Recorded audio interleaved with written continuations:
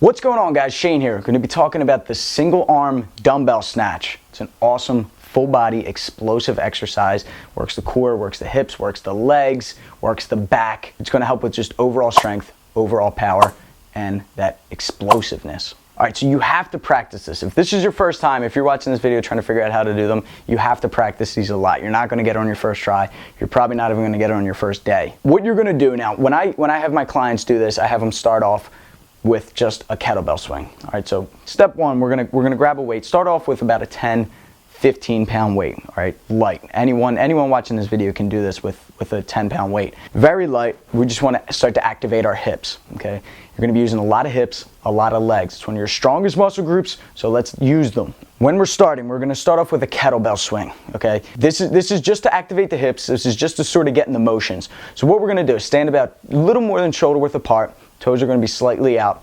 Going to keep your back straight. You're going to keep your shoulders back. Flex the upper back a little bit. You want to keep your core tight, squeeze the abs. Okay, and then what I like to do when I start, I just start to swing my hips, just to start that momentum going. So I'll come forward, and then as I come back, that's when I'll bend my knees and bring that weight right in between my legs. Now, to get that weight up, keeping your arm completely straight, keeping your back straight, you're just going to extend your legs, okay? Thrust the hips forward, like you're humping the bar. It sounds weird, but that's what you're doing. By thrusting your hips forward, by extending your legs, and then you're gonna come right back down. You're gonna bend your knees, catch it right in between your legs, and then you're gonna raise that weight right back up. Okay, that's a kettlebell swing. Now, a snatch is similar to that, except we are gonna be bending our arm a little bit. We're gonna go more straight up above our head. But the hips and the legs, those motions are very, very similar. Now, keep this in mind. Now, we're gonna be talking about I'm going to bring you back to high school math here. Now, I'm sorry if you guys don't enjoy math, but remember the coordinate plane, the X and Y axis? This is what I want you to think. So when I'm lifting that weight, when I pop my hips forward, I'm lifting that weight. I don't want to stop here when I start to lose momentum and then have to muscle it up using my front delts, my small front delts. I want to continue to use my hips and my legs. Even better, I'm going to get underneath the bar. You'll hear people say that a lot when they're talking about cleans, when they're talking about snatches, they say get under the bar. Now what that means, if I'm lifting here and I get this weight up to this part of the Y axis, right? It's not going any higher, I'm just getting under it, okay? I'm just dropping to get under it. So now I just have to stand up, I'm just using my legs. The motion here is continuous. I don't go step one, step two. It is this motion where it goes straight up. However, there's a point where I'm this high, and now it only has to travel a little bit further because I'm lowering my level, getting underneath the bar.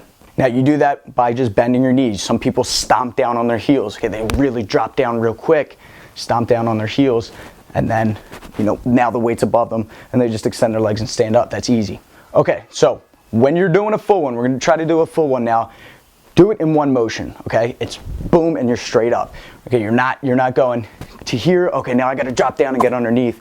You're going to think too much about it. It's not going to work out right. So there's a lot to think about. This is why you have to practice it a lot. Don't worry about people around you judging you. Just go for it. Practice it over and over. Explosive hip movement where you're popping your hips forward. Rip the weight up. So you're lifting your elbow up. It's coming straight up. You're getting underneath it. And then you just stand up. Once you feel like your form is good, I want you to videotape yourself. I want you to watch yourself in the mirror. I want you to ask people around you if your form looks okay, if they know what they're talking about. And then you can move up, okay? And then that's when you're really starting to work. You really got to make sure your form is perfect. You got to make sure your back is straight, your core is tight, and you really got to explode.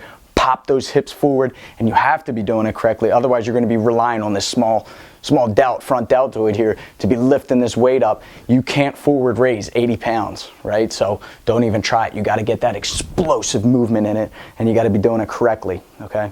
One tip I like to do, once I have it up above my head, I'll catch it and bring it down with my other hand. This way I can save some energy instead of like trying to muscle it and bicep curl it down. Guide it down with the other hand. This way you can save some energy for your next rep. All right, guys, and make sure you subscribe so you can get more fitness tips like this to build up that strength, to build up that endurance, and become the best of the best.